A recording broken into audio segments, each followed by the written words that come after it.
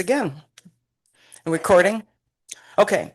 Good morning. I'm Sandy Frank, and I'm president of the League of Women Voters of Lee County. I'd like to welcome all of you this morning and thank you for coming today to learn more about the election process and how we can all work together to make sure that everyone turns out for the 2026 election. Before we start, a little housekeeping.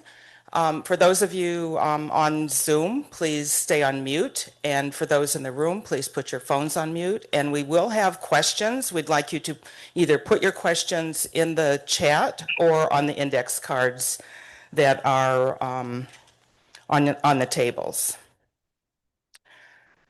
Following the presentations is when we will have the questions. About the League, for those of you who are not familiar.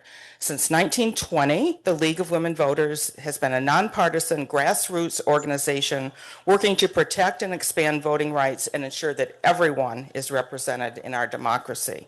We empower voters and defend democracy through advocacy, education, and litigation at the local, state, and national levels. The League promotes political responsibility through education and advocacy, and we want to engage citizens in decisions that impact their lives.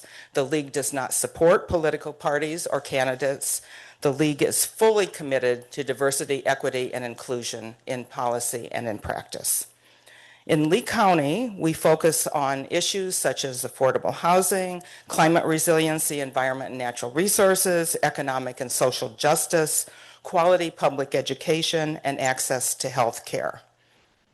The League believes that every citizen should be protected in the right to vote and that voting is fundamental to our democracy.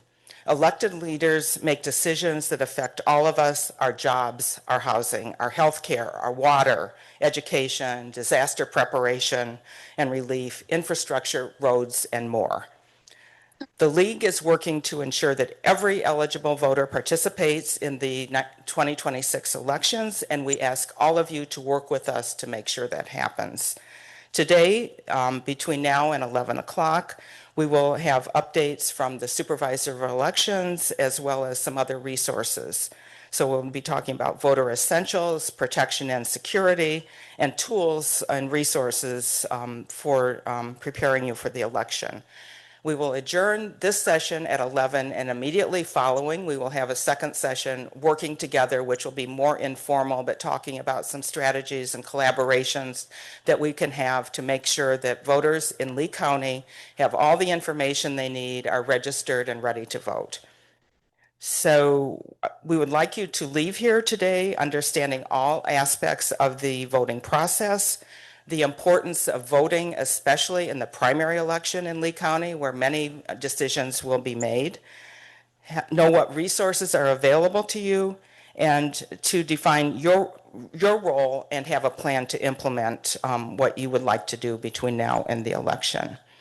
We are fortunate this morning to have 4 representatives of the Supervisor of Elections, and they will be sharing with us between now and 10:30 how you can register to vote, all the important aspects of their office to make sure that your vote does count for the election. We have Gaby Aguirre, who's the communication. I'm going to introduce all of them right now, and then they will have their program rather than me jumping up and down here.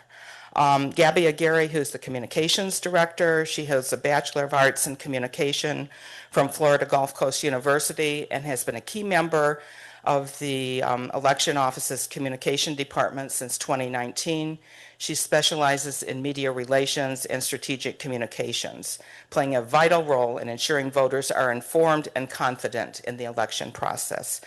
Gaby is known for her innovative approach and dedication to public relations, and has helped in the position of the agency as a trusted source of election information. In her spare time, she enjoys traveling and spending time with her family and dog Bella. Juan Diez, Communications Education Director, and many of us have met Juan in the past and have experience working with him. He started working in the elections field right before the 2016 general election. Before that, before he was a full-time employee, he worked in community events as a patriot, a part-time temporary election worker, In April of 2017, he became one of the Community Education Services Department coordinators, and he was promoted to the director at the end of 2019. He has a bachelor's degree in languages. He speaks 4 languages, which is very helpful in this county: Spanish, English, Portuguese, and French. At an intermediate level. He has more than 10 years of customer service experience, which is why he says he shares the passion for educating our Lee County constituents on the importance of voting through outreach events and educational presentations. Stephen Rumer is a systems administrator and public records custodian at the elections office since 2019. He holds a Bachelor of Science in Information Systems Technology, has obtained his A+, Network Plus, and MTA certifications, and has worked in the IT field for over a decade. He's one of the rare Florida-born natives. He grew up in Seminole County. He's now here in Lee County. He's married with 2 children, and in his spare time, he enjoys sharing his childhood hobbies and games with his family. And we are also joined by Todd Putnam, who is the supervisor in the IT, or the director of the IT department, who will be available for resources for us. So we thank all of you for coming today, and I'll turn this over to you. Thank you very much. Thank you, Sandy, for having us. It's a pleasure to be here. We're going to talk to you about the 2026 midterm elections. Share my screen first. Entire screen.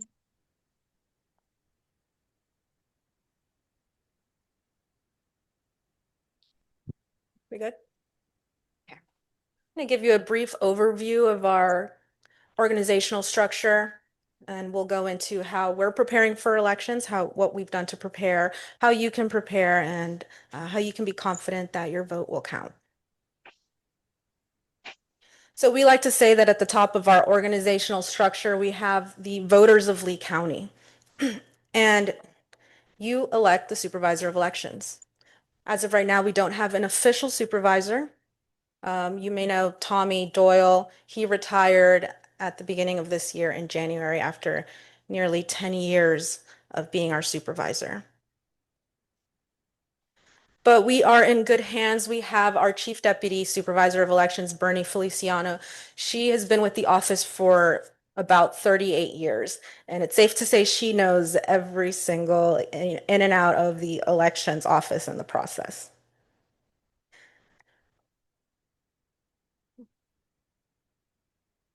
Normally, well, right now she's overseeing the entire agency, but normally she oversees the voter registration department, the vote by mail department, qualifying department, and the communications department. We have our Director of Operations, Gene Heinzpeter. He oversees the Community Education Services Department, our outreach, poll worker department, and the warehouse, which houses all of our election equipment. And these 3 areas are all down at our election center. It's probably our most popular office overall for 41. We have our IT department, and our IT director, Todd Putnam, is here. In this department, our system administrator, Stephen Rumer. We also have a GIS specialist. Essentially, her role, what she does, she manages the precinct and oversees those precinct and district boundary lines to make sure that we give you your correct ballot style. We have an information security analyst and our information technology administrator. Last but not least, we have our finance director, Janine Siemens. She oversees our spending, our budget, which we're currently working on. So our funding is generated by our county's taxing infrastructure. And essentially, the Board of County Commissioners, what they do is they receive and allocate the funds. Our agency, our organization prepares the budget. We send it to the BOCC for review, and they determine whether or not to approve it. We also get some funding for our cybersecurity through cybersecurity state grants. So on our right here, we have our fiscal year budgets for 24, 25, 25, 26. Our budget we're relatively consistent with our budget, but we are growing, getting more voters. But anything at the end of the fiscal year that we do not use, we send it back to the county, and including anything that we get from the municipalities, because they pay for their elections. So every election year and for every single election, we have a canvassing board. So the canvassing board is composed of the supervisor of elections, a county judge, and a county commissioner. And together they are responsible for overseeing key aspects of the elections process. So this is not an exhaustive list. It's including but not limited to the overseeing the logic and accuracy test, which is a public pre-testing of a sample of the tabulation equipment that we use for an election. They oversee verification of voter signatures on vote by mail ballots, so they canvass vote by mail ballots. They determine voter intent when required by law, certify the election, they canvass provisional ballots, and they oversee the post-election audit and any recounts when required by law. So together, our agency, we oversee really close to 500,000 registered voters, and that is including 85,000 inactive voters, approximately. And these figures are as of yesterday, current as of yesterday. So we have 2 elections this year, and we've been preparing for elections since last year, but there are some important imperative tasks that must be completed during the actual election year. First up, we have the primary election, and Sandy, as you mentioned, very important. They both are, but we have the primary election on August 18th, the general election on November 3rd. So our election prep encompasses a wide variety of administrative and operational tasks and responsibilities. Again, this is not an exhaustive list. There's much more that goes into elections, but this is a condensed version. We are responsible for securing all the polling locations, and I'm happy to say that we have secured all election day polling locations for the primary and general elections. We're responsible, our poll worker department, for hiring and training poll workers. This can be anywhere from 1,500 to 2,000 poll workers for the major elections. We have to program the ballot and the tabulators. We have to proof all the ballot styles. And for a primary, that can include up to 300 different ballot styles. Once we get closer to the elections, we'll be conducting the logic and accuracy testing, as I mentioned earlier, with the canvassing board. And we also have to ensure that all early voting election day precinct cards are supplied with all the necessary items, and this takes place at our warehouse over at Election Center. We're producing schedules for advertising the notice of election, which we'll be doing as we get closer to the primary, schedules for the printing of ballots and mailing overseas and domestic vote by mail ballots. We also have list maintenance, and it's something that we have to do every year as required by law. So all election offices are required to conduct an annual list maintenance program, and this is to ensure that our voter registration rolls are current. The process has to begin no later than April 1st, and it has to be completed at least 90 days before a federal election. And to do this, we utilize the National Change of Address list that's provided to us by the United States Postal Service. And we use this list to identify voters who have moved out of the state within the county to a different address or to a different county. So once we identify these voters, we send them an address confirmation final notice, and they have up to 30 days to respond to us to let us know whether they, excuse me, they have moved or they're still at the same address. If we don't receive a response within 30 days, they are placed on the inactive voter list. Now, although they are placed on the inactive voter list, they can still vote. However, if they don't vote, they don't contact our office in some way, update their voter registration, request a vote by mail ballot, and they remain on the inactive voter list for 2 federal general election cycles, then they will be removed from the voter list and they'll have to re-register to vote. And this also happens when that's why it's important to make sure that your information is up to date with our office, because even when we're not doing list maintenance if we send you a mailer, for example, we just sent out a mailer, the vote by mail reminder notice. Some of you may have gotten it. If that notice were to come back to our office and it was, let's say, it was delivered to you, but you're no longer there and it comes back undeliverable, then it starts that process of us sending you an address confirmation notice. And again, if we don't hear from you, then that whole process starts about before you're placed on the inactive list. So as part of our prep, we're also hiring poll workers for this year's elections. You have to be a registered voter. There's other criteria that you have to meet in order to be a poll worker, but we'd be happy to have you join our team. The poll workers can make anywhere from $200 to $340 depending on the election and the position worked. If you are interested, we encourage you to fill out a poll worker interest application form on our website. Poll watchers, not to be confused with poll workers, that is a common mix-up, but a poll watcher is someone who observes the election process to ensure that voters have the opportunity to vote and that everything is running as it should. A poll watcher is an observer, has to be a registered voter for in the county in which they are performing these duties. And they cannot interfere with the conduct of elections. They're there to observe.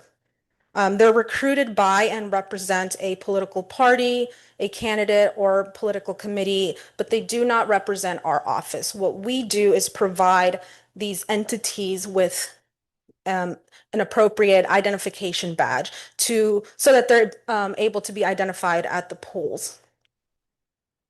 Florida law states that each political party candidate may have one poll watcher in each polling room or early voting area at any one time during the election.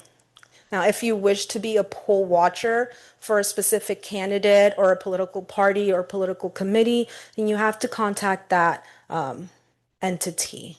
It does not go through our office. So any questions regarding poll watchers, your status, training, work assignments, or hours work must also be directed to this specific entity that you will represent. So that's it for me. We're going to have Juan now talk about his department and how you can prepare for the election. Thank you.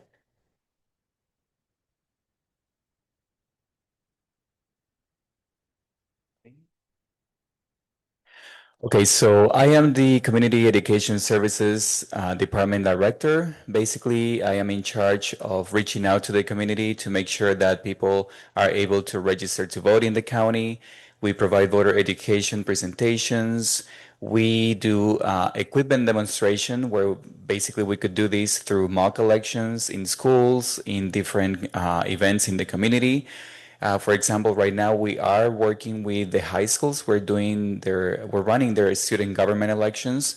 So they choose their candidates and then they send us the information. We create the ballot and we fix one date for the election. We bring all the real equipment that we use in real elections, basically the same voting booths, the pens, the tabulators, the signs, and they have the opportunity to actually vote in a precinct that we create in their school. And they run the same process, like checking in, sometimes showing an ID, just to show them that when you vote in real life, you have to show an ID here in Florida. So we do the same process that we do in a real election with the high schoolers because they are reaching that age that they will be able to vote for the first time. So we want them to lose that fear of, voting is difficult, or I don't know what to do if I go to a precinct. What do I have to do? So basically, we're running this program with more high schools this year. We have around 7 high schools this year out of the 15 public high schools. And that's what we do in the community outreach department, just trying to get the voting experience and the voting information from our office out in the community. So I work with Sandy actively. She sends me sometimes events in the community that maybe I didn't receive an invitation or I didn't find. on the internet, and she tells me if we are enrolled to work in that event, and then she gives me the information for the contact. So if you know of any events in the community where we can participate, you can ask Sandy for my information. My information is also available, or just contact our general email, and I will get the information, get in touch with the organizer of this event, and see if we can participate. One important thing is that as public office, we do not pay fees to participate in events. That's why maybe sometimes at some events you see that we are not there. It's sometimes because they don't waive the fee for us to be in that event. Why? Why do we do this? Because we are already spending money at these events. We hire people to be at this event, transportation. There is a cost to our office, and we're providing a service that is good for the whole community. We're not selling any merchandise. So just keep that in mind. And maybe that's why sometimes you don't see us in some events in the community. Now, how can you prepare for the elections? Have a plan for every single election. Are you going to be here in the county? Are you going to be traveling? Make sure that you request your ballot by mail. Is your information up to date? Some people, when they move, even if it's just within the county, they move from Fort Myers to Cape Coral, for example. Believe me, the last thing that they remember is to update their voter record. They are, very busy with all the paperwork, the fees, moving, getting familiar with all the things around the new neighborhood. The last thing they remember until they see in the news that there is an election coming up, it's like, oh my God, I have to update my address. Just so you know, you can even update your address the same day of the election at the precinct. So that's not a problem. That doesn't prevent someone from voting. So voters can still update their address even the same day of the election. We have a form for them to do that so they can vote, hopefully in the right precinct. So make sure that you are updated with your information, your signature, if your signature has changed, if you got married and you changed your name, make sure that you check your information on our website. And there is one easy way to do that, and you can share this with other people. So if you go to our website, lead.vote, our website, it's very user-friendly.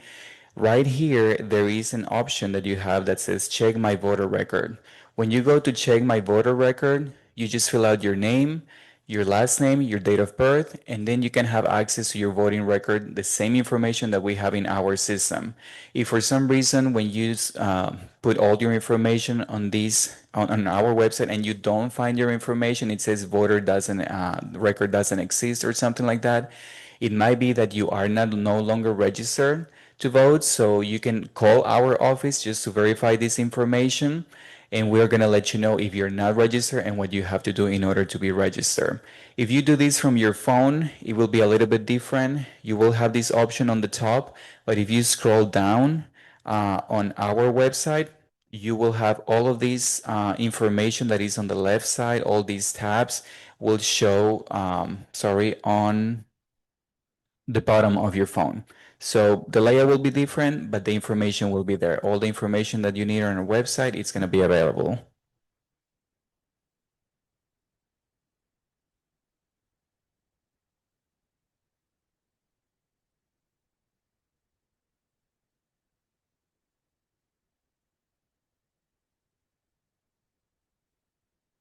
Okay, give me 1 second here. I'm having a technical.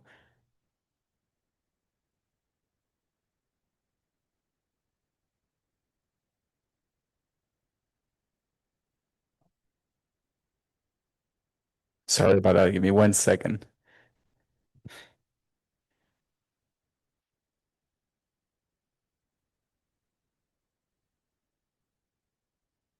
Thank you, Gaby.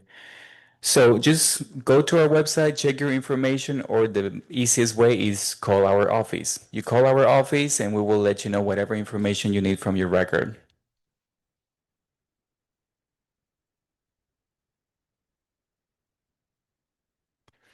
Okay, what's on the ballot? This is just a simple overview of what we're going to have on the ballot. More information is always available on our website. If you go to election information, what's on the ballot, you will find all the things that we're going to find on the upcoming elections, the primary and the general election.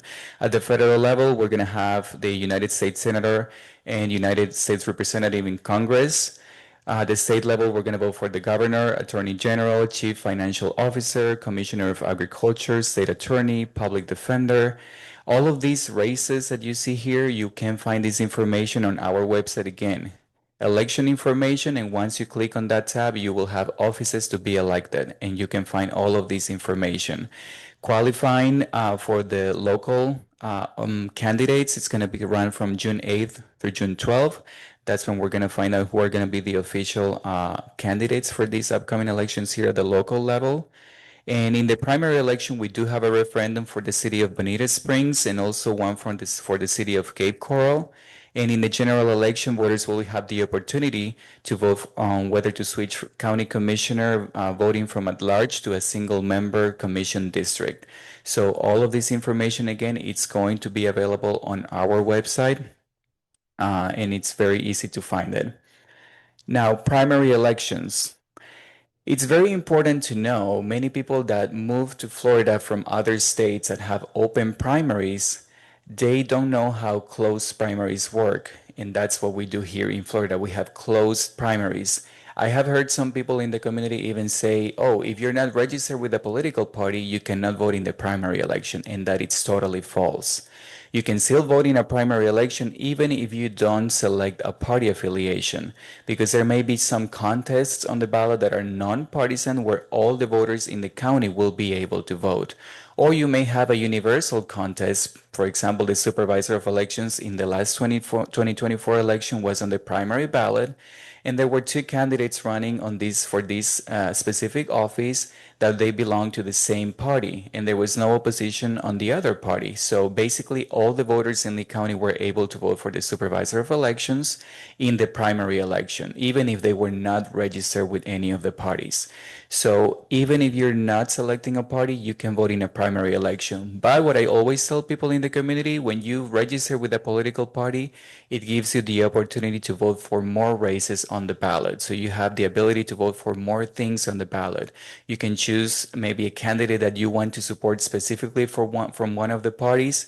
You want that candidate to win that race so they can move on to the general election ballot. The way to do that is to register with that political party, vote for that candidate. Something else that people don't know and they get surprised in the community is that you can switch parties anytime you want. You don't have to just remain with a political party all your life. And I tell that, for example, to high schoolers when we go to pre-register them to vote. They are afraid of choosing a political party on their application, and they ask me like, what do they send for? I tell them that's something they have to do on their own because we're nonpartisan, but I'm sure to tell them that they can switch parties if that's what they decide to do in the future. They register with a party, but maybe they don't like how that party is handling things and they are hesitant, so they can switch to nonpartisan or change to an opposite party or one of the minor parties in Florida. So that's the important thing on a primary election and what we want to educate people on. The difference between a primary and a general election. So party affiliation, yes, it is important, but it's not mandatory for a primary election. So we always tell people, do your research, choose a party, and if you're not happy in the future, you can switch to another party. You don't have to remain with a party forever. Election dates and deadlines. This information, by the way, that I have on this slide is available on flyers that I'm going to leave here. And it has all the election dates and deadlines for these upcoming primary and general elections. We have the dates to register to vote, the deadline, it's 29 days before an election. And also the deadline to choose a party affiliation before the primary election is the same, 29 days before the primary election. So you have all the dates that are important for the primary election in August and also the important dates for the general election in November. And you have also the dates for early voting and the deadline to request a ballot by mail, which is 12 days before election day on each of these elections. There are 3 ways to vote in the state of Florida. So that's what we always tell people, make a plan, not an excuse. So if you tell me that you didn't vote because your car was broke or, you didn't have anybody to take you to your precinct, you have to make a plan. The best way to do that and to have an insurance policy is to request your ballot by mail. When you request your ballot by mail, and that happened to me after Hurricane Ian, All of our precincts, our 12 early voting sites basically that we run until election day, were super busy. We were super busy making sure everything was running smoothly for the voters. There was not a time that I wanted to just do a line in one of these early voting sites because I had to do my job. Luckily, I requested my vote by mail that year just to try the whole system, how to do it online. I received it and I got it and I had it in the office. Election day in November, I filled out my ballot and put it in the secure ballot intake station that we have at the election center, and that saved me from voting in that election because honestly, we didn't have time to. We never vote on election day, first of all, election workers, and early voting was always busy. So, vote by mail is an insurance policy that we all should have in case we cannot make it to our precinct or do it on early voting. Early voting also, it's the most convenient way to vote in person because we have 12 different sites here in Lee County. You can vote in any of them. These 12 sites have the information for all the voters in the county. So basically, you can choose any of the 12 sites, go with your ID, and vote at any of these locations, even on weekends. So if you work on weekdays, you have the option to vote Saturday or Sunday on early voting, and it's from 10 in the morning until 6 p.m. So we try to cover a schedule where, if you work 9 to 5, you still have an extra hour until 6 p.m. and you can just go to an early voting location near you. And the last option, it's election day. If you decide to vote on election day, most people, for example, that say, oh, I only vote on election day, that's the way you have to do it. We respect that. We love that they do that, but I always tell people, we are living in Florida. Weather is terrible here. You don't know what election day weather it's going to be like. Your car might not be working. What if you get sick? You have to go to the hospital and you waited for election day to vote and then you miss a chance. And by the way, there is a way to vote even if you're in the hospital. There is a process for that. Somebody has to help you though to go get your ballot to the main office and get it to you so you can vote. So make a plan, either if you vote by mail, if you vote early, or if you vote on election day. Vote by mail, as Gaby mentioned, we had a mailer sent to the voters in Lee County that voted by mail in the last election in 2024, but they have not requested the vote by mail for this election cycle in 2026. So by Florida law, every general election, after the general election is over, all the vote by mail requests expire. So people have to enroll again to vote by mail in the next general election cycle. So people that requested it for 2024 for the presidential, if they haven't requested it yet, they have to do it to receive a vote by mail ballot this year in 2026. And guess what? After this election in November in 2026, you have to enroll again if you want to receive your ballot by mail for the next 2 years, 2027 and 2028. So every 2 years, people have to enroll in the vote by mail system. The best way to do it is call our office. If you call our office, we're going to let you know if you are enrolled to vote by mail because sometimes people don't remember if they did it or not, and we can do it over the phone with you. Another way to do it is on our website. You can just, follow our website and request your ballot by mail. And the last option is that we have the application that is also available here for all the people that are here today. If you're not sure, you can just go to our website, as I mentioned before, check your voter registration record, and see right there if you are enrolled to vote by mail for this year.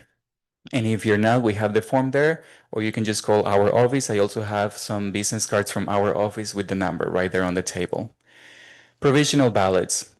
If for some reason a voter that is voting in person during early voting or election day, we cannot either certify their ability to vote, they're not registered in the system, they didn't bring an ID to the polls, or for example, they are at the incorrect precinct, there is a process for them to vote through a provisional ballot.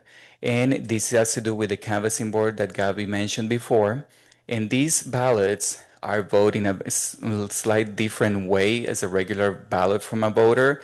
They go to a sealed envelope, and then we have to do our research at the elections office to see if this voter was eligible to vote, if they voted, if they registered on time and before the deadline. If the problem was just that they didn't bring an ID and we can certify that they are registered, their signature is the same on the envelope, we do our investigation and then we present these provisional ballots to the canvassing board the Friday after election day. And then that's when they decide if these provisional ballots are going to count or not for this election. depending on the research that we conducted at the elections office. So there is still a way to vote for voters that don't have an ID or may have some issues on election day. We do not deny the right to vote to anybody that wants to vote at our precincts, and a provisional ballot is one way of doing that. And I'm gonna hand it to Steve now, and he's gonna talk about security in our office. Thank you, Juan. All right, like you said, I'm Steven, I'm System Administrator, and I'm here to talk about security. So the Supervisor of Elections uses a layered security approach to keep our elections safe.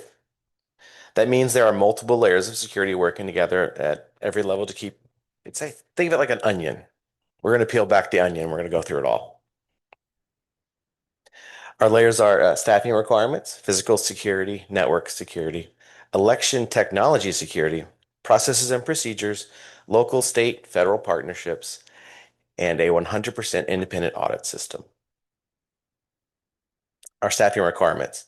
Layer number 1, all staff are required to pass a federal background check. Trust in people conducting elections is a necessity. It's not a luxury.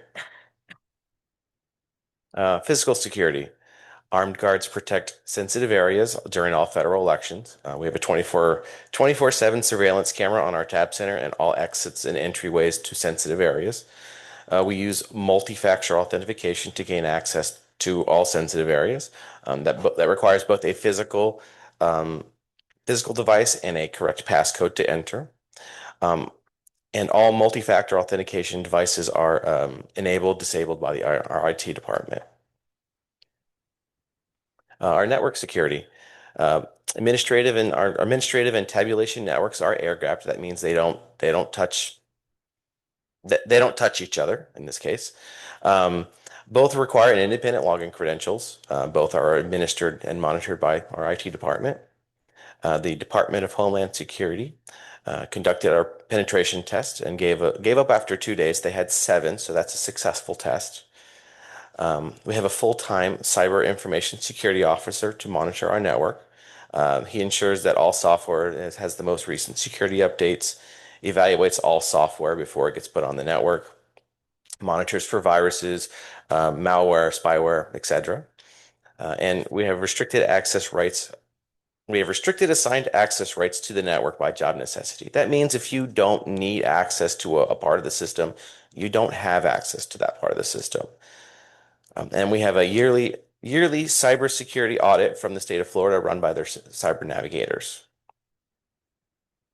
The next layer is election technology security. So we only use Florida state certified vendors for our tabulation hardware and software. We use election systems and software, or ES&S. The ES&S software only uses certified ES&S flash drives that are readable for the servers. That means that I can't go out to Target or Amazon and purchase flash drives to use in the system. They won't accept it. Once all of the flash drives for an election are created, creating a new one, new ones cannot be added without us updating the entire system. So if someone comes in and somehow, there's a lot of question there, they can't utilize that without us deploying that to the system. Our flash drives are, when our flash drive data is imported, we cannot import multiple times. The system will basically say, I've already seen this, which means we cannot import election data more than once. We utilize 256-bit AES encryption, which takes about 10,000 years to decrypt a single file. It only takes 3 minutes to transmit the data. And transmitted election data happens over a private network. It's not over the internet. It never touches the internet. So you can assure that it's not being touched by anyone from the outside. Our DS300s and DS950 tabulators will only tabulate ballots they can 100% read and verify. So if a DS300 is what voters use at the polling places, if they have a ballot and they run it through there and the system does not read that and verify it 100%, it returns it to the voter. Our DS950s, which is our high-speed tabulators that we use to tabulate vote by mail in the office, when they run and they cannot read a ballot, it outstacks it, and those outstack ballots go to the canvassing board for manual review. Processes and procedures. We have a public logic and accuracy test, which was mentioned earlier, where the canvassing board verifies that all the system is working correctly. We have a chain of custody for all tabulators, flash drives using numbered security seals and signatures from senders, couriers, and receivers to verify it remains in SOE custody at all times. What that means is there's a paper trail for any time any kind of equipment is moved around the offices. Our VBM ballots are only sent upon request. We talked about that earlier, and it needs to be renewed regularly. Our total numbers for the VBM ballots mailed, returned, and tabulated are all tracked. This is down to the precinct level and ballot style level. There's multiple ballot styles for our primary coming up. And all VBM signatures are verified against the voter signature on file by staff who have completed the state voter signature certification training. And we have our local, state, and federal partnerships. We have Blue Shift as a local cybersecurity company that monitors for intrusions. The Florida Office of Election Crimes provides state-level assistance. The FBI and Department of Homeland Security provide federal assistance. And as a note, the Elections Office is federally designated as critical infrastructure. That means if we have a problem, it is addressed at the same level a nuclear power plant or military infrastructure would be. And the last layer is our independent auditing system. We use Clear Audit. It's a state-certified independent audit system. It uses different hardware, software from the ES&S system that we use to primary tabulate an election. It is air-gapped from any other network. That includes the internet. Every ballot from election day, early voting, vote by mail, and provisional ballots are all run through the Clear Audit. And it's 100% audit of every precinct, and not just a small percent. And it provides a comprehensive accuracy and massive transparency. And the multi-layered defense depth approach of the physical security, network security, election technology security, coupled with processes and procedures used local, state, and federal partnership resources, and a standalone independent audit system, all executed by staff you can trust, is how the Lee County Supervisor of Elections knows you can be confident that our elections are safe, secure, transparent, and accurate. Questions? Thank you so much. I know that many of us have questions out there, so we have some index cards. If you would please fill those out, and we will have some folks come around. Nancy, if you want to collect those, and I'm going to get started with some questions that we have. Hello, my name is Marcia Ellis. I'm the second vice president of the League of Women Voters of Lee County, and I'm going to jump right in. We have some questions about the referendum in Bonita Springs, so we're going to start right there. We understand there's been some preliminary language that's come out, but the final language is really dependent on the supervisor of elections. And then also on that same topic, that there seems to be a little bit of confusion about when voters who are going to vote by mail, which we anticipate being a big part of this referendum, like what the date is that they need to mail their ballot in. There seems to be a little bit of conflicting information on whether that's going to be August 4th or 11th. And checking the procedure that those folks who are voting by mail, that they could check the status of how those are of their vote. So we'll just start right there with that little microcosm of the Bonita Springs referendum to learn a little bit more about that process. Thank you. Sure. So Bonita Springs is, they've sent us their verbiage. So the municipalities send us the verbiage for what we're going to put on the ballot, and then we program the ballot and all of that. But Bonita Springs did send us their most recent that was passed by their council, which was for it was the Bonita Estero rail train. Yes, exactly. Looks like we're going to get some more from them, but as of right now, that's officially what we have. I think they want to make some amendments to their charter, but we don't officially have that as of yet. Do we have an idea about, is there a hard time stop on when that language needs to be? There is a deadline. Okay. I believe the deadline is in July, but I'll get back to you on that. I actually have it in my notes here. So as soon as I get that, The deadline's in July. Is the I'm sorry, for the municipality to send us something. Oh, okay. Yeah. In the meantime, is the current language included on your website so somewhere? So let's say if there's community interest and folks are going to the supervisor of elections and they want to see what the language looks like in its draft form, is that accessible and found on your site currently? So you could definitely contact us if you'd like it. We don't have it on our website as of right now.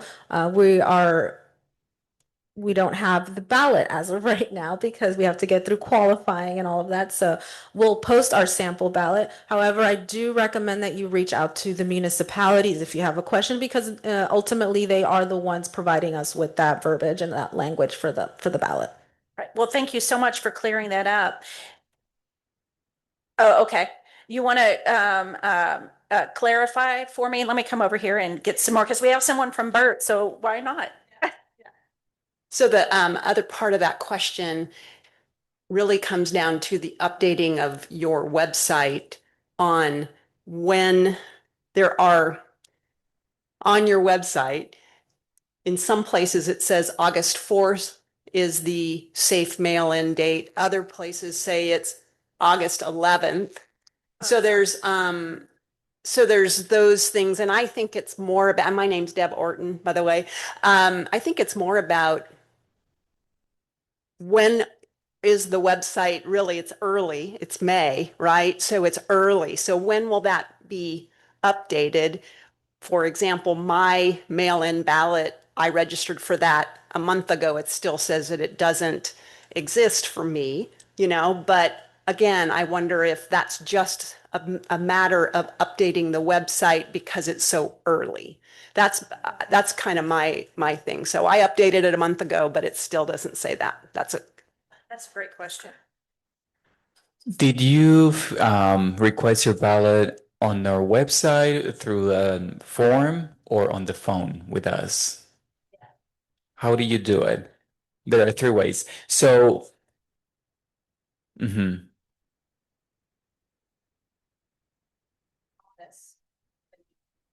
okay. So the best. Hang on just a second. Let me repeat that back for. So the question that has been posed is the member of the audience, Deb, is asking because she had called, she had used the form and gone into the office, and there seems to be a little bit of a lag time on verifying her vote by mail status. So we're getting some clarity now from the supervisor election about what that process looks like in more detail. Yes, so the best way to verify if you are or not enrolled to receive your ballot by mail on Monday, call us, and on the phone, we're going to let you know if you are already enrolled. If you're not, they're going to ask you some questions to verify that you are the voter requesting your ballot by mail, and we're going to do it with you over the phone. That's why I was saying the best way to do it is over the phone, because we verify your information with you on the phone, and then we enroll you in the system right away. When you do it with the application, if you did it at the office, I don't know why it's not showing on our website yet. It should be showing. And if you want on your phone, while we're answering the questions, please look up your information on our website, leave that vote, and then I can help you with that personally on Monday. I can talk to the people for the voter registration system. Now, about the vote by mail deadline, we are telling voters this year to mail their ballots back after they receive them, they fill them out 2 weeks before election day. Usually we used to say 1 week before election day.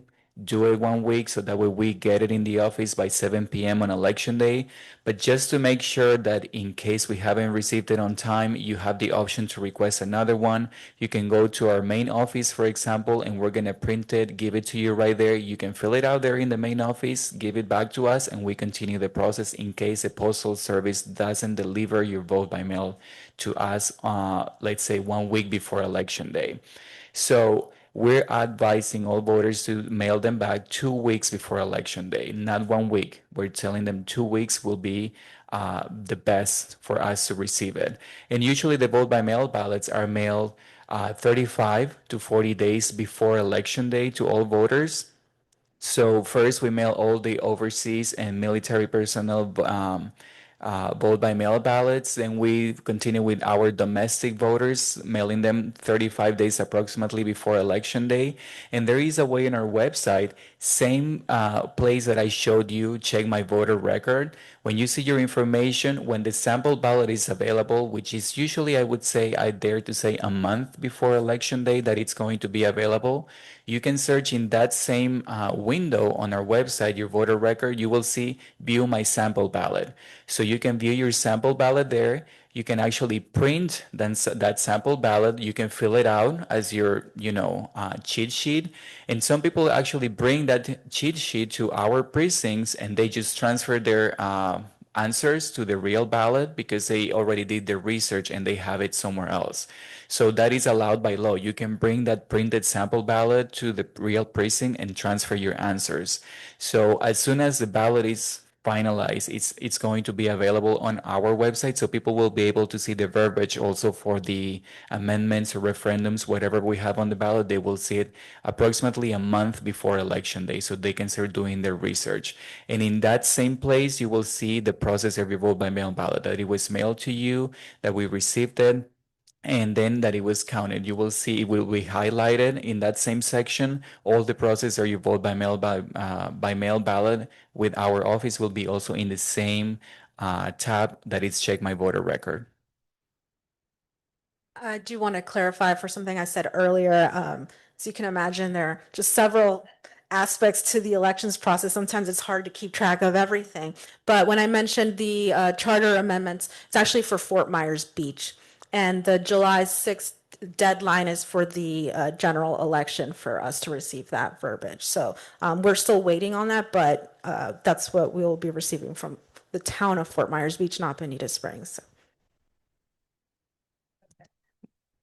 So is the referendum on the website currently, but it's not yet, but it will be by. Yes, once we get our sample ballot, all of that will be. Okay. But my recommendation is to reach out to the municipalities for that draft version. All right, so we have a couple of major tangents with the questions coming in. And those two major tangents are questions about how redistricting that has just occurred, how that impacts the work of the supervisor of election, that's A part, and then B, how folks that may be, well, we know this community is impacted with those new boundaries. How will those voters be informed that things have changed for them?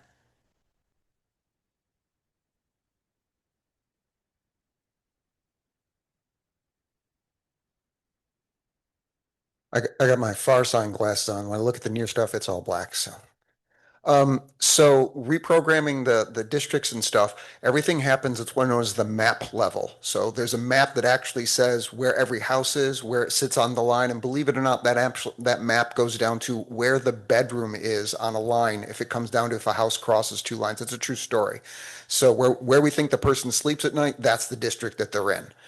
Once we have all of that mapped down to the individual person, of course, we've got a map that came from the state. They said, here's what the new rules are. They're going to apply it. We apply it. Here's the reality of what happens. Immediately, there's going to be lawsuits. So what the mapping person does, our ArcGIS person does, is she creates what the map is going to be according to the state. She has both of them, and she can apply it basically as a template or apply the original one back if for some reason a lawsuit should succeed. She basically has to be prepared at any eventuality, whether it's this one or that one. Once that's been determined and settled, then the rest of everything else can follow as far as which candidates can qualify in those districts because they may or may not be in that district depending on those lines. And then new voter cards will have to be sent out to the individuals who are impacted, whether they got pulled out of a district from 17 to 19 or vice versa. And so everything has to go up from there. Essentially, you have to wait for the lawsuits to play out before you can actually get the train to start rolling forward because the map is the ground for everything. Thank you. That was very good. So here's just a follow-up question.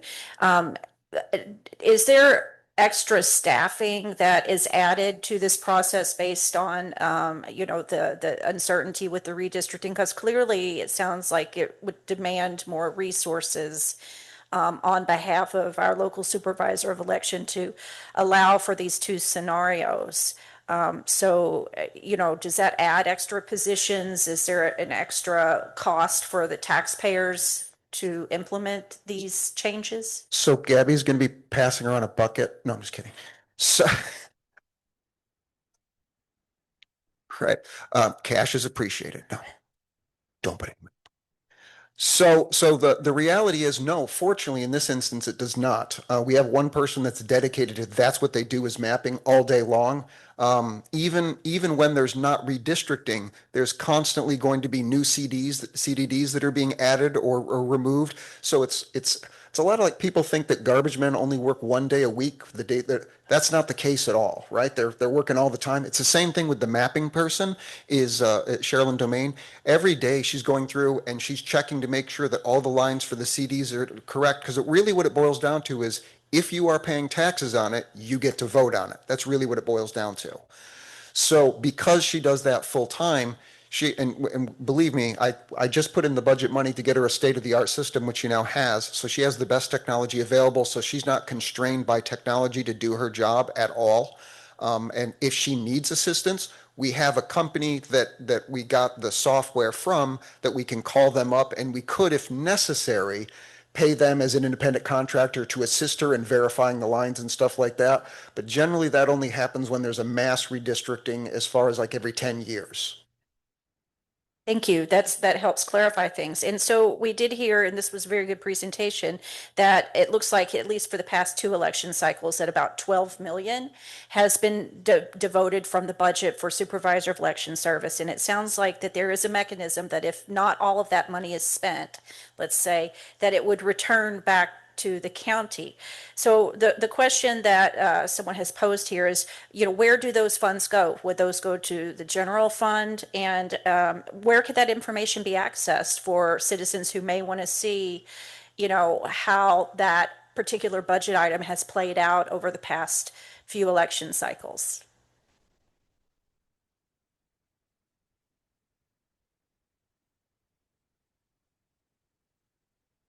There we go. So just speaking honestly, I handle my aspect of the budget. So IT has a budget that it creates and it passes to the supervisor of election to say, this is how much we want to spend on technical gizmos that, rodeo the ones and zeros and the tabulators and stuff. And then Gaby has a budget and all that goes to the supervisor of elections, supervisor event elections, and our fiscal officer then looks at that and says, okay, we need to cut this down or we need to add a little more for this, whatever the case may be. And then from there, it will go to the board of county board of commissioners, who will then decide whether or not to approve the whole budget. As far as it goes after that, I'll be honest, I know this is an unsatisfactory answer, but that's above my pay grade. So I couldn't tell you. I'd be happy to tell you, and we'll be happy to get that information back to you, but I'm not going to tell you something that I don't know. I think the most honest answer is if I don't know past this point, I'll just tell you that and I'll get back to you. Well, All thank right. you. Thank you for that honesty. And we really appreciate it. We know you're coming into this as very complex operations and that, not knowing, but having a way to follow up on these questions has really been the norm with the excellent information that you guys have brought forward to us, to not give us information that you're not certain about. So we appreciate that transparency. Now, the next question has to do, are we going to cut it? Okay.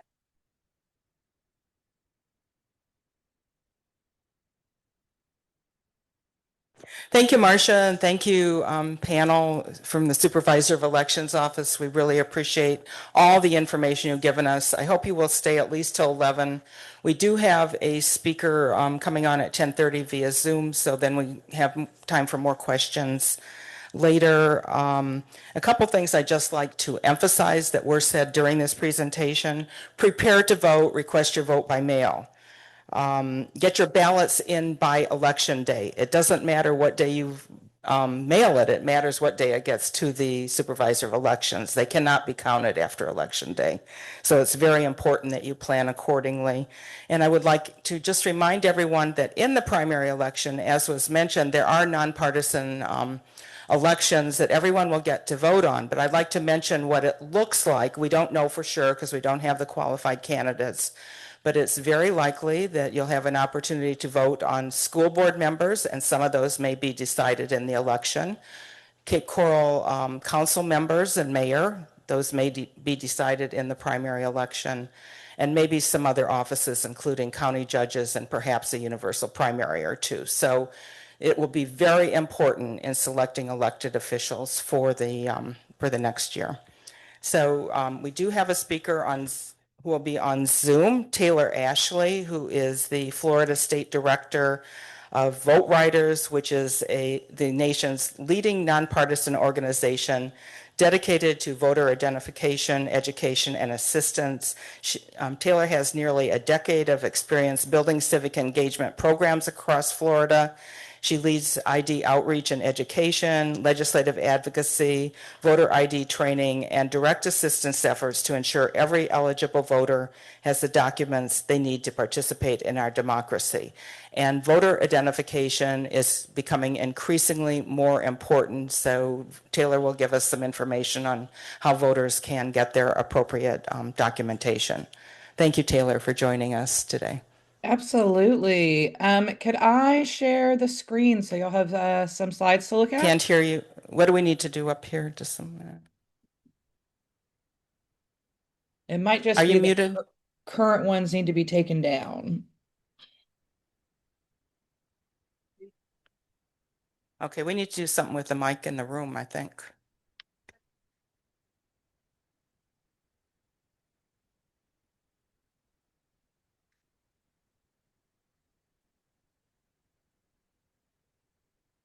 Right now on the Zoom. Oh, awesome. Let's see if I can We're do working on it. Hold on.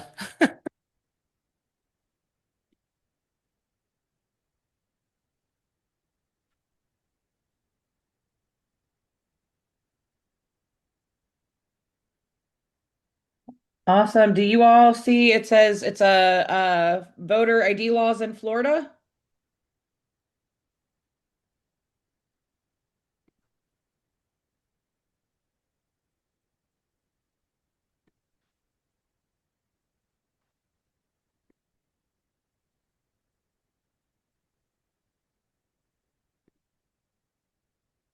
I can share the screen if the whoever is sharing from Lee County Elections can take their slides down. Eddie, do we need to get the collaboratory person, you think?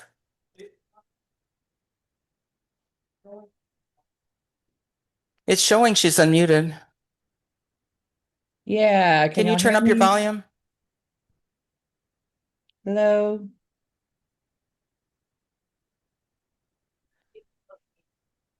Everything on my end, my audio's kicking. Hello?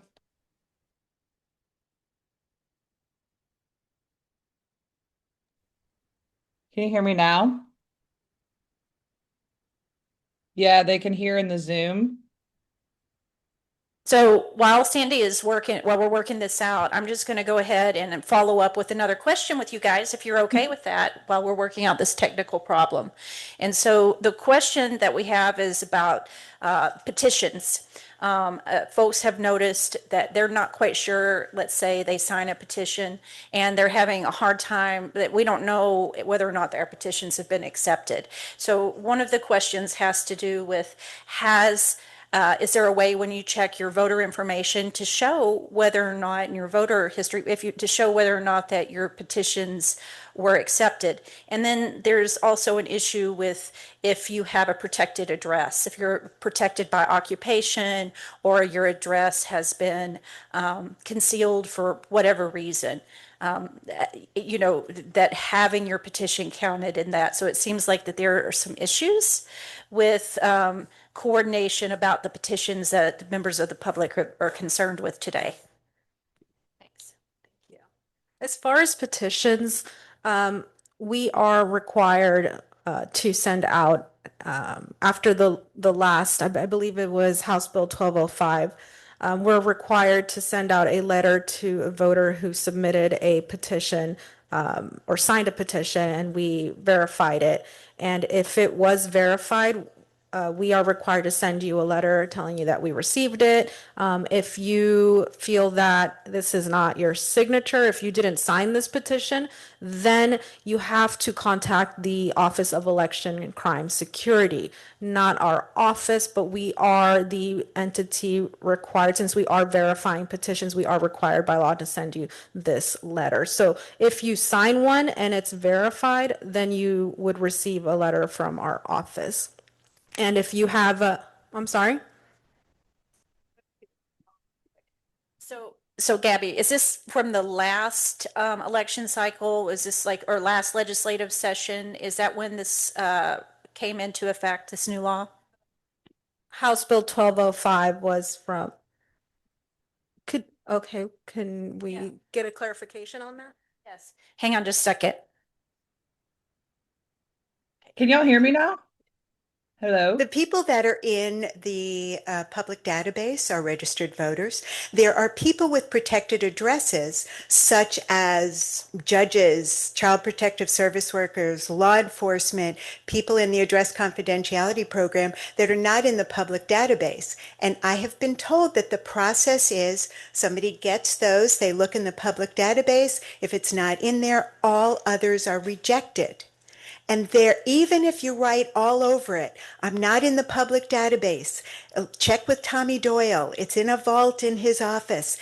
They don't do that. And I have asked by email and certified mail, can you make a process so that my First Amendment rights don't continue to be violated by you? I want my petitions to count. I have a right to that. But if I'm not in the public database, no matter what I write all over that, it's not counted. I have asked if I can bring it in. I have asked for any kind of policy, procedure. I will jump through whatever hoops you want. And I have not received any response. Thank you.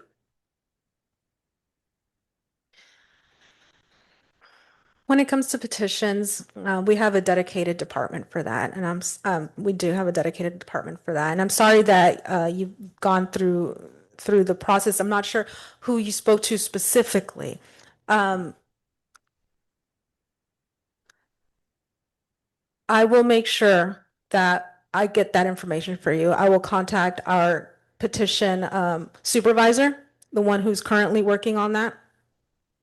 I'll make sure I'll get that information for you before we leave today. Thank you.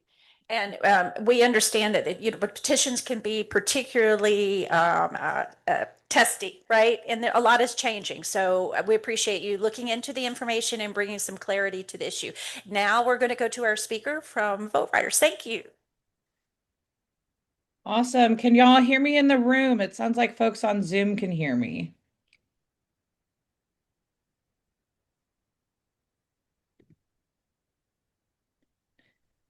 Anyone in the room can hear me? Can y'all see my slides?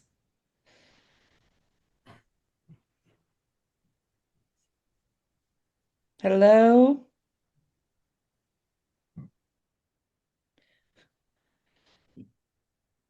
Still folks from the room trying to figure out if they can hear me. I don't know what else to say.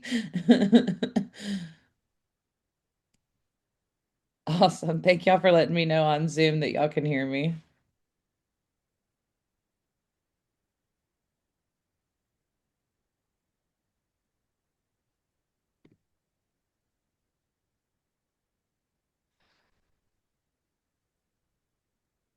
Thank y'all. I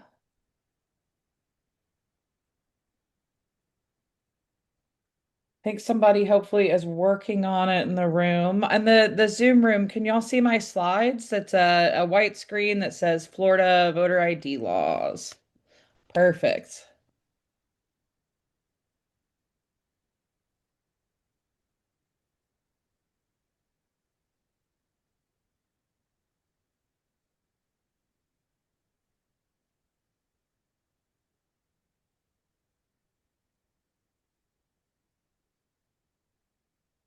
Oh, we'll give it a few more minutes to hopefully bring the room into to the conversation.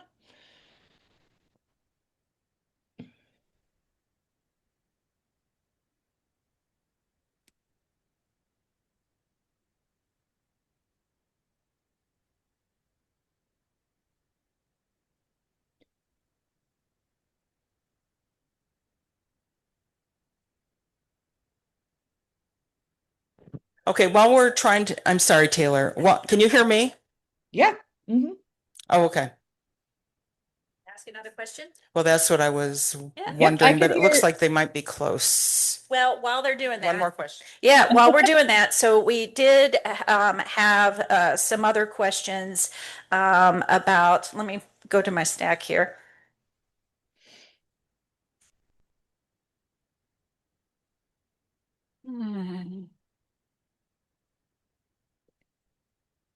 So it looks like we have some folks in the house, and you should be pretty excited about this, that are interested in being active in the elections, working as poll workers, working as poll watchers, some very interested folks.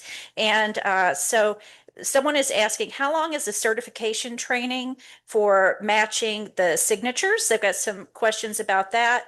And they also have got questions about the use of AI, right? Like what sort of advancements in AI technology are being used in the by the supervisor of elections in assisting with like the verification and the handwriting. If you want to talk a little bit about that. Thank you. So the policy for the Supervisor of Elections Office is regarding AI is that we don't use it. And there's a reason for that. Because I think we can all agree that transparency, accuracy, and accountability are absolutely fundamental to elections. I think we could probably all agree on that. The challenge with AI is who owns the creation of that answer? You see what I'm saying? Now, what happens is you can't say to me, well, Todd, why did the following thing happen? I can't go, well, I don't know, the AI did it. Well, now there's no accountability. You see what I'm saying? So I understand where in the commercial world, if I'm in my office selling widgets and there's somebody on across the street and they're selling widgets and they're using AI to sell more widgets faster, I'm under pressure to use AI to sell more widgets. We're not in that business. No one else is sending out ballots to anyone in Lee County. So, and if they are, the Office of Federal, is going to be looking at them. So our policy is that we don't use AI for anything for that. And that had been brought to my attention. I've had staff members, and I understand why, saying, well, this would make this faster and easier for presentations. And I literally had to shut it down and say, I'm sorry, but we're not going to use it because who owns the output of that? We always need to be accountable. So that's the answer to that one. And so I'm going to follow up because we have more questions, really good questions about, okay. Okay, so while we're working on getting McKenzie, we also have a speaker from Florida Rights Restoration. While we're working on getting him on, I'll just follow up with this question about signatures that we were talking about. We know that folks can experience events, whether that be a stroke. Okay, so we're gonna switch gears and we'll come back because we got some great questions for you, and let's see if we can get our speakers on.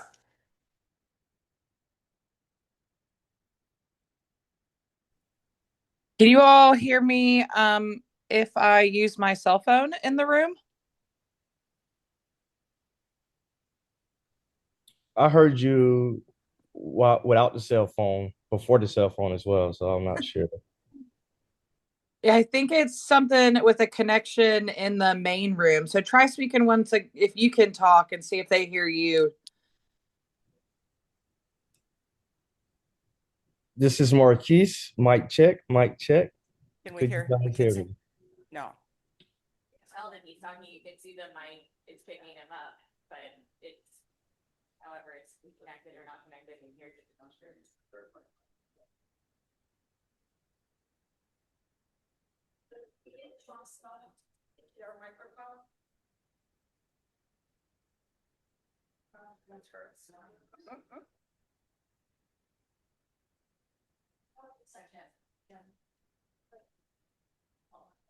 All right, so back to the question that we have so we can keep this thing live. So we were talking about handwriting, and we just had a question about how do we certify those signatures, and then also the role of AI. So thank you very much for clearing that up. It's a new area, and a lot of people do have concerns about its use. So we This is certainly do. Sandy. I'm going to try you talking into the phone. How about that? Can you hear me? Yeah, I can hear you. Okay. Taylor, we're going to try you talking into the phone. Okay. All right, I will load my slides, and everybody can hear me in the room. We're good to go? Yes. Perfect. Okay. Awesome. Thank y'all for working through us with this. So my name is Taylor Ashley. I am the Florida State Director for VoteRiders. And so Florida's voter ID landscape is one of the most active in the country right now. There are new bills that are going to be implemented in 2027. We have new ID numbers that are causing some confusion. And we also have the threat of federal legislation that could change rules for every voter in America. It can feel like a lot to keep up with, and that's exactly what VoteRiders is here for. For those of you all who aren't familiar with our work, we are a national nonpartisan nonprofit. Our mission is simple. We work to make sure that ID requirements don't stop eligible voters from casting a ballot that counts, and that's it. We've been on the ground for 14 years, and we do one of two things, or we do two things. First is we educate voters across the country about what IDs they need to vote, because our rules are different in every state. They're always changing, and they can definitely be confusing. And the second is our voter ID assistance program.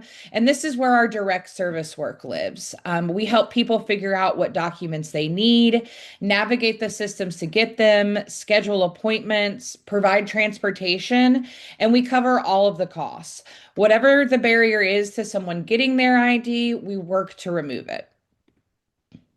So all of our tools, all of our services, they are free and available to the voting public. And we work year round to do this work, and we have staff on the ground in 7 states. So let's talk about what Florida law right now actually requires, because that's what you and voters need to know.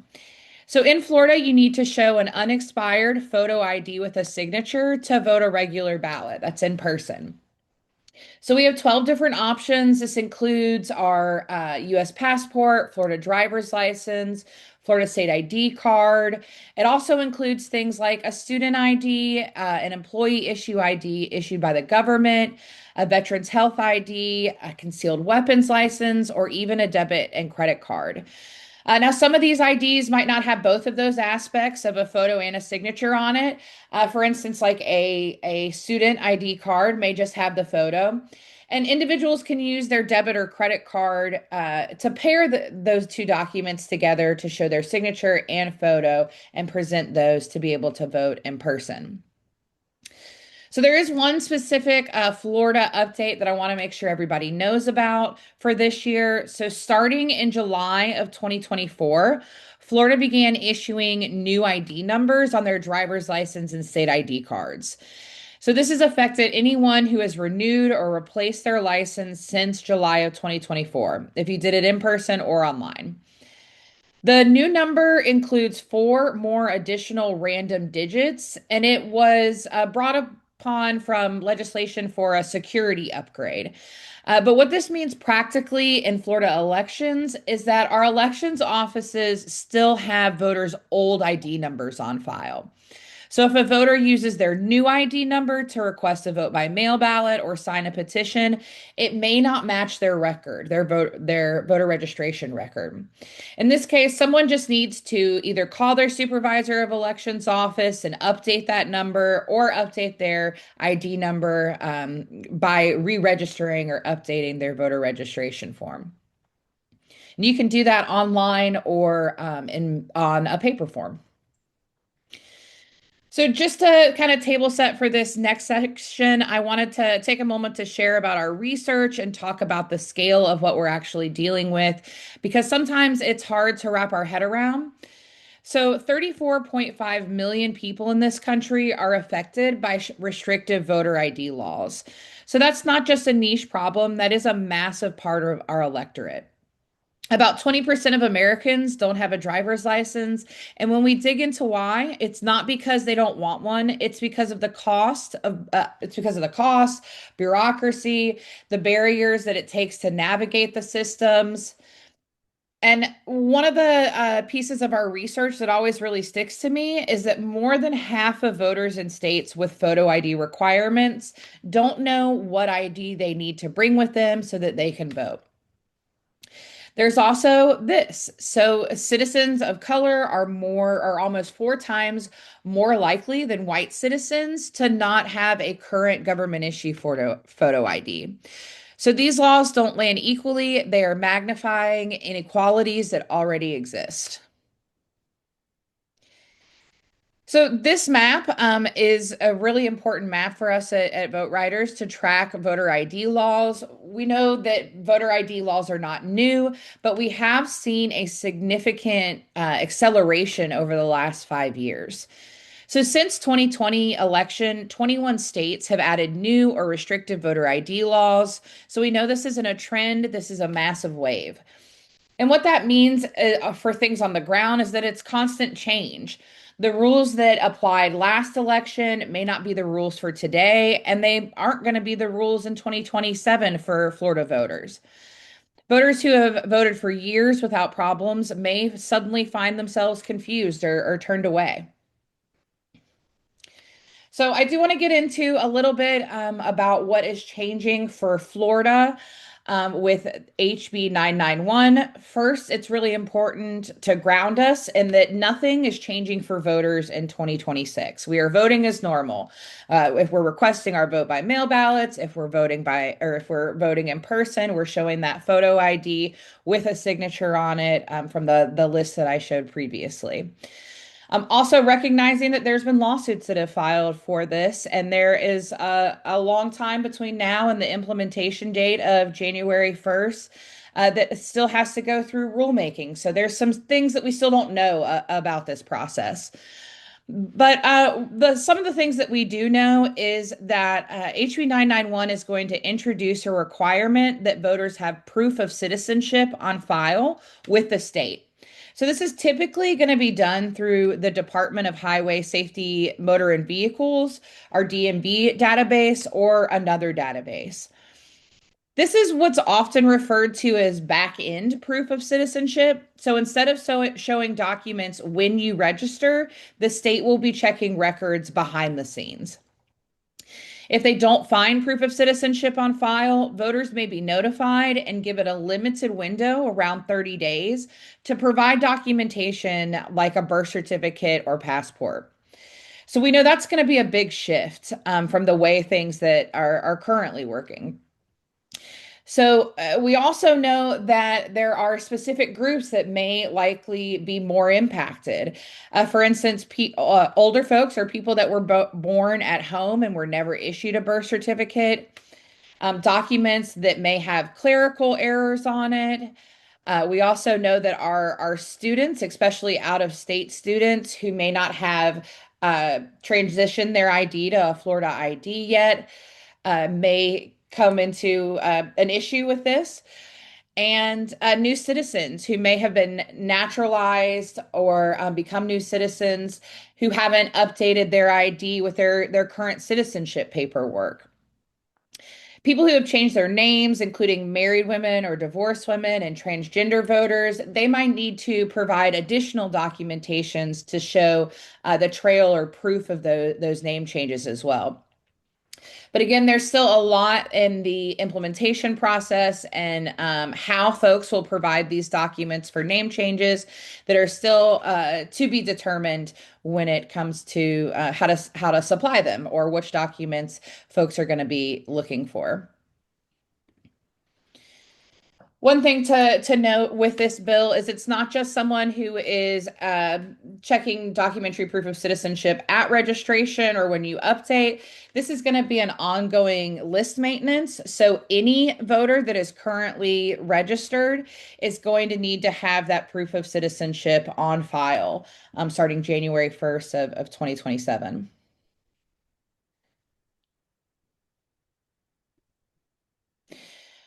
So we have the accepted list of proof of citizenship documents. I'll leave that up for a second.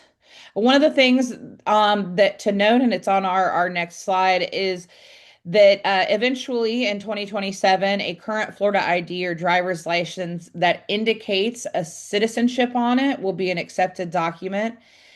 And that is something that HB 991 changed as well. So beginning on July 1st, the Florida ID or driver's license is going to include a citizenship marker. We're not sure exactly what it will look like. This is just an example from Ohio. But this is going to be a change. So in the future, someone would be able to just use their ID if it indicated citizenship on it to register to vote. And then the last real big change around IDs, of course, this is for 2027 only, is that, or 2027 and beyond, several forms of IDs will no longer be accepted for voting in person, for curing a vote by mail ballot, or for provisional ballots. So the removal of IDs we are seeing is for student IDs, retirement center IDs, neighborhood association IDs, debit or credit cards, public assistance IDs. Now, it's definitely important. I know I've said it a couple times, and you'll hear this throughout the year, that these IDs are still accepted for the 2026 election cycle. But looking ahead to 2027, this means a lot more people will need to have a state issue ID or another qualifying form of identification. Taylor, Yep. thank you. Do you have a lot more, or are you pretty much? Nope.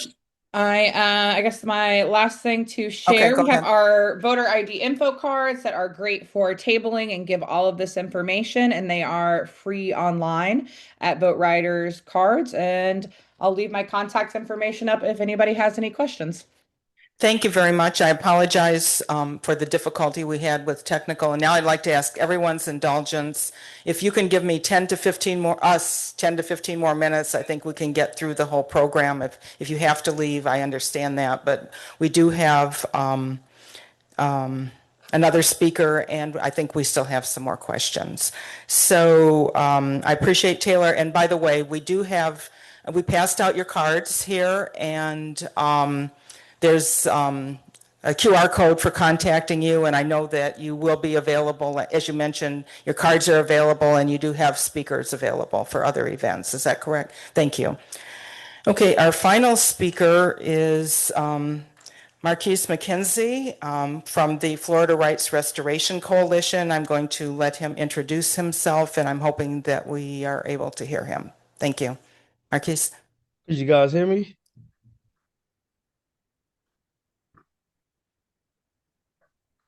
I don't know if you guys can hear me or not.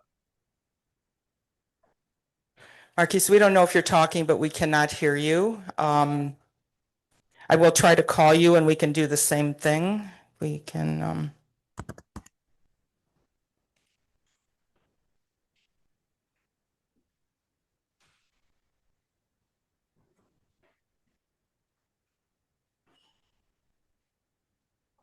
Try to connect you.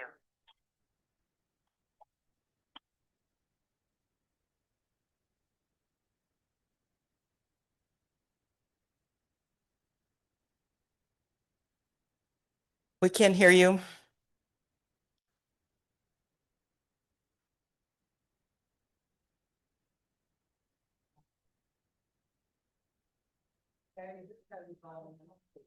He can't hear me. I'm trying to call him. Calling Marquis from McKenzie.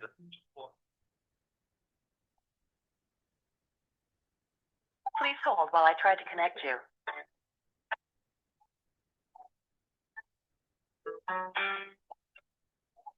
It's like he's coping. It's just, can you hear me? Yes, I can hear you. Okay, we're gonna let you talk through the phone. In fact, call me back because I think I've got you on twice, so call me right back.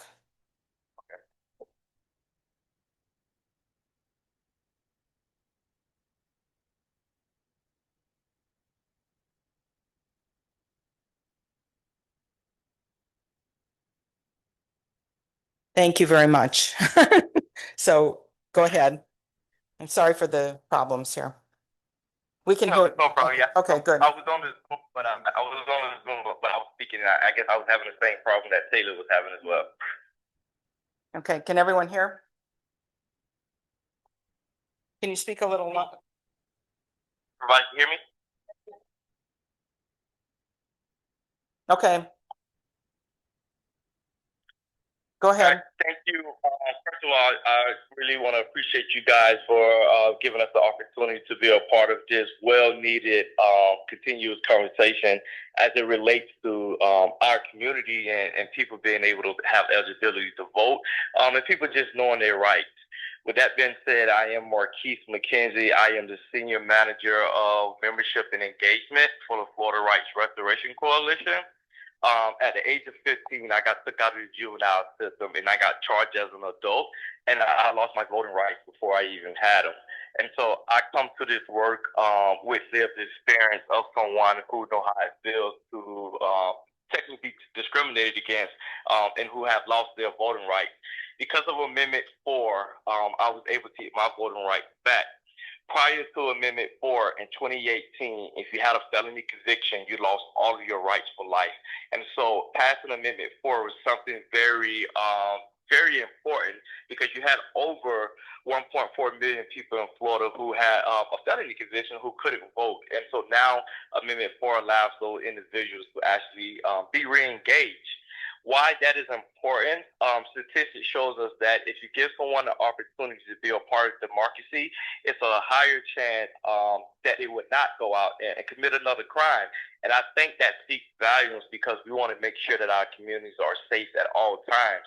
And if it's as simple as giving someone access to vote to have safer communities, I think everyone should have access to vote. What we're looking at now, across the state of Florida, our current government administration and players of the legislatures decided to create a voter fraud task force. And what that did was created a lot of fear in returning citizens across the state of Florida.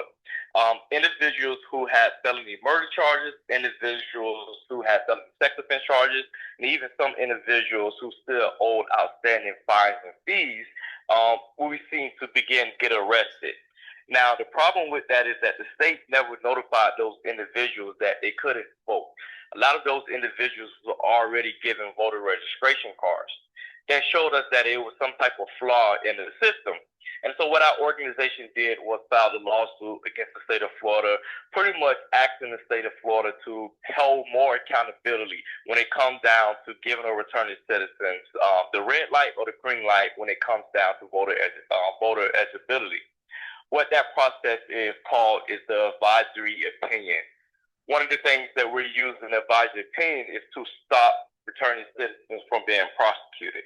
The advisory opinion shifts all of the accountability on the state of Florida, and they have 90 days to respond to a returning citizen to let them know, hey, Marquis, you can vote. Hey, Marquis, you cannot vote. And this is the reason why you cannot vote. And this is how much you owe if you're looking to try to attain your voter eligibility. Also, if the state doesn't respond and say, hey, Marquis, we cannot at this time determine what is your voter eligibility status and what you can owe and don't owe. So that deems the returning citizen eligible to vote. we think that this is one of the safest ways that returning citizens should go about trying to retain their voting rights is doing an advisory opinion if they're not comfortable and know whether they have the right to vote. Now, it's 4 ways that a returning citizen can decide on their own if they're eligible to vote. 1, we want to make sure that they're not on probation. 2, we want to make sure that the charge that they have is not a disqualifying charge. And what I mean by that is a felony murder charge or a felony sex offense charge. 3, the returning citizens want to make sure that they don't owe any outstanding fines and fees. And you normally can check by going to your clerk of court.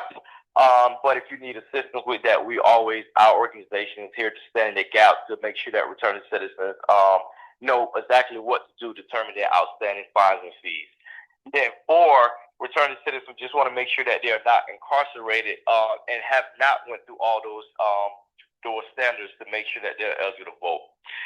We know right now across the state that it is at least a minimum of 150,000 returning citizens in Florida who are eligible to vote but just not registered, right? And so what that means is that our organization has already done the research.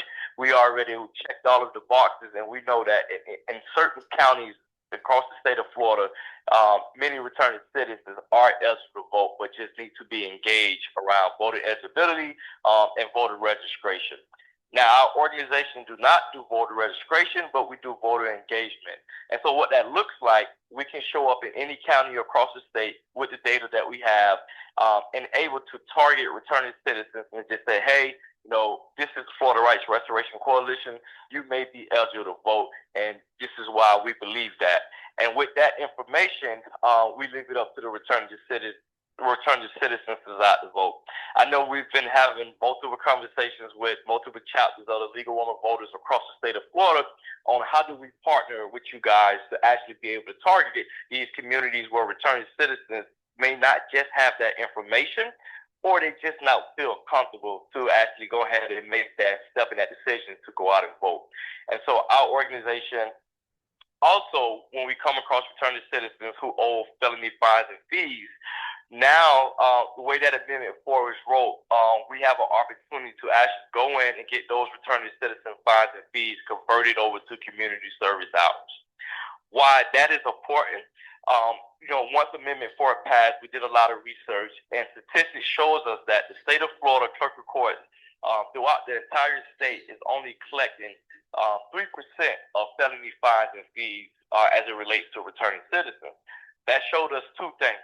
1, the returning citizen possibly don't have the money because they don't have jobs to be able to pay their felony fines and fees.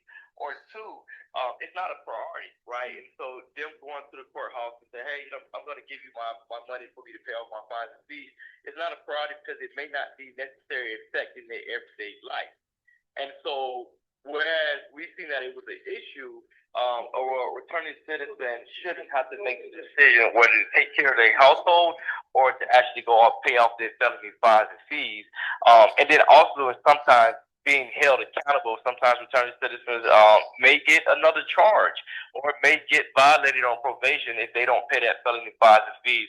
And so our organization now, we like to continue to assist returning citizens across the state by actually getting their fines and fees converted over to community service hours. I think that is so much important than actually a returning citizen actually going in and paying off their fines and fees.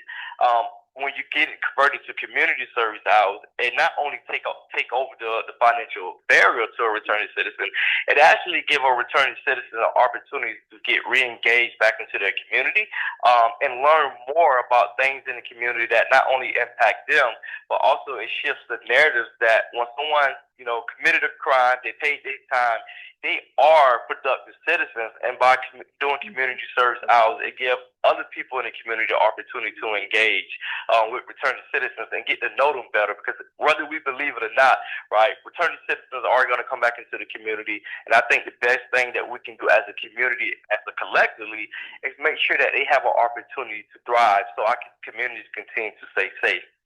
I will stop there and would just love to engage any questions or concerns or anything that I can do to support more of you guys going out in the community and engaging with returning citizens. Thank you. I think if people have questions, we can collect those and get back to Marquis and let you know. He did say that he is available, and he shared with us some very important information about what's happening and how we can make sure that citizens can restore their rights to vote. So we thank you for your presentation. Again, I apologize for the technical difficulties today, but we will be staying in this room until about 12. We'll be taking a short break. I really want to break the official meeting right now, but if you have additional questions for any of the speakers or for the league, please let us know and we'll make sure that you get the answers to those. Before I close, I would like to say the league has additional resources as well. We will be doing a voter guide for both the primary and the general election, where we will ask all the candidates questions, and it will be published online and available to you. We will be doing forums for the candidates and on the issues that will be on the ballot. We're in the process of tentatively scheduling those now. We can't really schedule anything until we know who the actual qualified candidates are.